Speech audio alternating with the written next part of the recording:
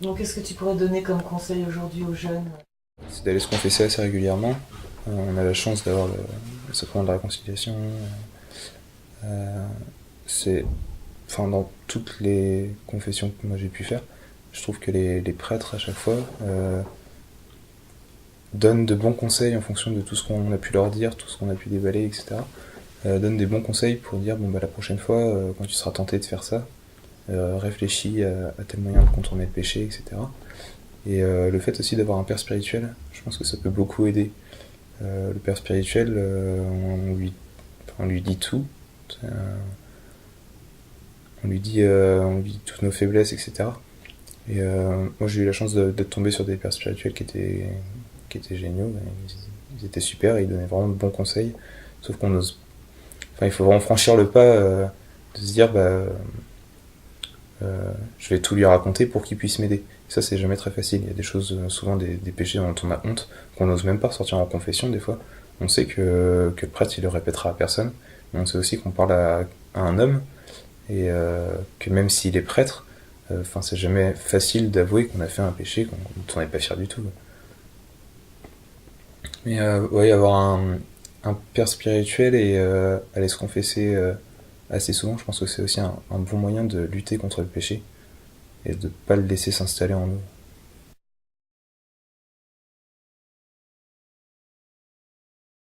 Comment aider un adolescent en crise qui ne voudrait plus prier ni aller à la messe, et quelles aides peut-on lui apporter?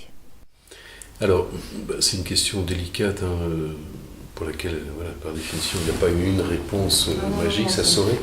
Mais toujours pour faire, parce que je crois que c'est quelque chose qui peut être éclairant pour nous quand on fait toujours la comparaison corps et âme avec notre corps. Un adolescent, une adolescente qui aurait, comme malheureusement il en existe, des problèmes d'anorexie, n'est-ce pas? Qui voudrait plus se nourrir en définitive. Que font ses parents? Ils l'obligent à manger, pas à se gaver, pas à être malade, mais il en va de sa santé et peut-être même de sa survie. Eh bien, toute proportion gardée, des parents qui, avec le sens de l'amour qu'ils ont pour Dieu, la considération du bien que c'est pour leurs enfants, obligeraient leurs enfants à aller à la messe. Il faut voir quelle forme ça prend cette obligation, mais à mon sens, sont dans le cas de ces parents qui sont devant un enfant anorexique, au moins en son âme et en son corps, qui ne désire plus être nourri, qui ne désire plus écouter une autre parole, parce qu'il est peut-être trop centré sur lui. Mais pour que cette santé de l'âme puisse ne pas être détériorée trop fortement, il faut au moins donner quelque chose. Et alors il faut changer de regard sur ça, ce n'est pas une obligation, c'est l'exercice d'un amour parental. Alors ça ne veut pas dire contraindre, enchaîner, etc.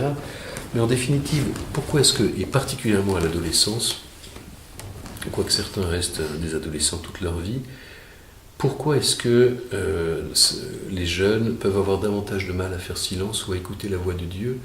C'est parce que c'est l'époque où ils sont, de leur vie peut-être où ils sont davantage troublés, et on ne peut accueillir Dieu et sa voix que si on accepte aussi d'abord de s'aimer soi-même. Un adolescent ne s'aime pas lui-même. Il lui est beaucoup plus difficile de croire ou d'accepter que quelqu'un vienne et lui dise « je t'aime tel que tu es », parce que lui-même est une crise de maturité, de croissance qui est bonne. Mais c'est justement dans une crise où on a le plus besoin d'être accompagné. C'est jamais dans ces moments-là où il faut prendre une décision radicale. Voilà. Et en fait, parce que quelque chose en lui change, le corps change, la perception du monde change. Voilà. Et il y a comme une déstabilisation à se dire, mais est-ce que je vais rester moi-même? Est-ce que je vais devenir davantage moi-même ou est-ce que je vais me perdre? Eh bien, plus que jamais, me semble-t-il, par amour, pour accompagner ses enfants, il faut leur proposer justement cette voix du Seigneur, que ce soit dans la messe ou dans un autre temps de prière, sans que ce soit quelque chose de mécanique, d'automatique ou de social, mais lui dire, mon enfant, justement parce que tu n'arrives plus à t'entendre toi-même, tu as doublement besoin d'entendre la voix d'un autre qui te dise Tu as du prix à mes yeux et je t'aime si tu savais ta beauté, si tu savais ce que je désire pour toi.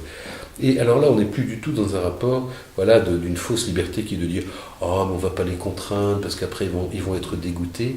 Je pense qu'il faut toujours se souvenir de cet exemple de l'anorexie. Voilà, des parents qui froidement, devant leur fille anorexique, disent « Oh, écoutez, on ne va pas la contraindre, elle ne veut pas manger, elle ne veut pas manger ». Mais ce serait criminel. Alors je dis toute proportion gardée, bien sûr, mais par amour pour ces enfants, pour la vie de leur âme, de leur cœur, pour l'unité de leur personne. C'est au moment où on est le plus pauvre à l'intérieur, où on a le plus de mal à s'aimer, qu'on devrait davantage s'exposer à l'amour de Dieu. Et l'adolescence est cette période par excellence. Et c'est le rôle des parents à ce moment-là de leur dire « N'écoute pas simplement tes voix qui ne t'aiment pas, expose-toi à l'amour ».